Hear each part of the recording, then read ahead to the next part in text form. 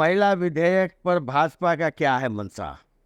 केंद्र सरकार द्वारा महिला विधेयक नारी शक्ति वंदन बिल को पास करने के बाद लगाए जाने वाले प्रतिबंध को लेकर विपक्ष ने अपनी तीखी प्रतिक्रिया देते हुए कहा है कि भाजपा यह विधेयक पास कराना ही नहीं चाहती थी, लेकिन पिछले कुछ दिनों में हुए कुछ ऐसे हादसों की वजह से महिलाओं में जो सरकार की छवि को नुकसान हुआ था, इस वजह से महिलाओं के साथ केंद्र की सरकार ने छलावा किया है।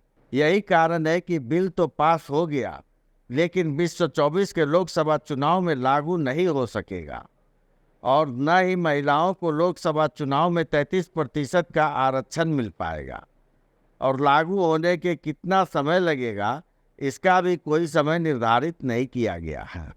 समाजवादी पार्टी के वरिष्ठ नेता दीपक मिश्रा ने कहा, प्रधानमंत्री नरेंद्र मोदी हमेशा देश की जनता से आधा सच साझा करते हैं, जो कि झूठ से भी ज्यादा खतरनाक होता है। यह सरकार महिला विरोधी सरकार है। इस सरकार ने महिलाओं के दर्द को कभी नहीं समझा है। पिछले कुछ दिनों में हुए कुछ ऐसे हादसों की वजह से महिलाओं में जो सरकार की छवि को नुकसान हुआ था, इस वजह से महिलाओं के साथ केंद्र की सरकार ने छलावा किया है। मोदी जी वस्तुतः इस राष्ट्र के छलावा पुरुष हैं। वो या तो सच बोलते नहीं और बोलते हैं तो नरोवा कुंजरोवा की पद्धति में आधा सच पूरे झूठ से ज़्यादा खतरनाक होता है। इस बिल में जो प्रारूप रेखांकित किया गया वही अधूरा है। और दूसरी बात, सबसे बड़ी बात, अभी इसका औचित्य क्या था? चुनाव सर पर है, चुनाव लड़ते, नए सिरे से नई दुंदुभी बजती। दरअसल महिलाओं के संदर्भ में जो इनकी सरकार और पार्टी की छवि पूरी तरीके से धूल धूसरित हो चुकी है, उस छवि को सुधारने के लिए एक असफल प्रयास है।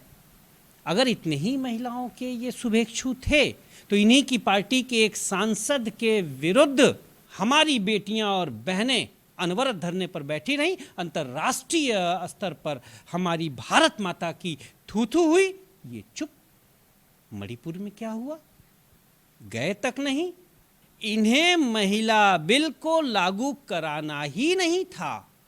उत्तर प्रदेश की महान जनता, देश की महान जनता इनके छवि प्रबंधन के विपर्य को समझ चुकी है। भारतीय जनता पार्टी का चरित्र मूलतः सामंतवादी, सत्तावादी और महिला विरोधी है। वहीं कांग्रेस पार्टी के प्रवक्ता मनीष श्रीवास्तव ने कहा कि कांग्रेस पार्टी हमेशा से महिलाओं के साथ रही है और यह विधेयक सबसे पहले कांग्रेस ही लेकर आई थी। भाजपा की मंशा कभी नहीं थी कि यह बिल पास हो, लेकिन मौजूदा समय में यह सरकार चारों तरफ से फंस चुकी है।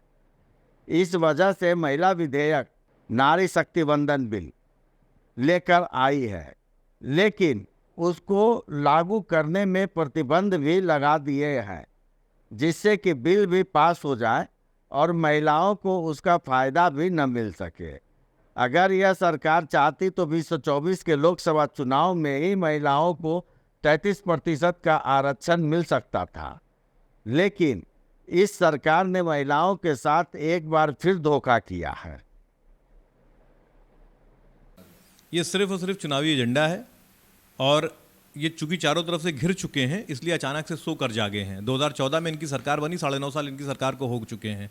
अगर इनकी नियत होती तो ये 15 में ले आते, अब तक तो लागू हो गया होता। 19 के चुनाव में हम महिलाओं को आरक्षण दे चुके होते, क्योंकि आपके पास पर्याप्त नंबर्स थे लोकसभा में, राज्यसभा में। इसका विरोध कोई नहीं कर रहा। हम तो हमेशा, कांग्रेस तो हमेशा इसके साथ रही। 2010 में हमने राज्यसभा में पास भी करा दिया था। सवाल सिर्फ इस बात का है कि आज आप बिल लाते हैं, हम सारे विपक्षी दल आपका साथ देते हैं, उसको पास करा देते हैं। आप उसमें क्लॉज लगा रहे हैं। एक तो आप उसमें ओबीसी आरक्षण नहीं है, अल्पसंख्यकों के लिए आरक्षण नहीं है उसमें, कोई भी उन महिलाओं को आगे बढ़ाने के लिए। दूसरी बात कि आप कहते हैं साहब जनगणना आपने करी ही नहीं 21 में। 1881 के बाद से पहली बार ऐसा हुआ कि जब जनगणना नहीं हुई। आप 31 में जनगणना करेंगे या पता नहीं कब करेंगे, या करेंगे कि नहीं करेंगे, क्योंकि आपके तमाम झूठ जो हैं, जैसे मुसलमानों की जनसंख्या को लेकर तमाम झूठ एक्सपोज हो जाएंगे। तो उसकी आप जनगणना नहीं करना चाह रहे। उसके बाद आप डीलिमिटेशन पर जाएंगे, आप डीलिमिटेशन करेंगे तो आप कब देंगे ये स्पष्ट नहीं। आज आप बात कर रहे हैं 20 साल बाद की, तो ये एक तरीके से क्या है, जुमला ही तो है, झूठी तो है। वही जैसे आपने कहा था 15 लाख रुपया खातों में डाल देंगे, फिर बाद में अमित शाह जी ने कहा ये तो जुमला था।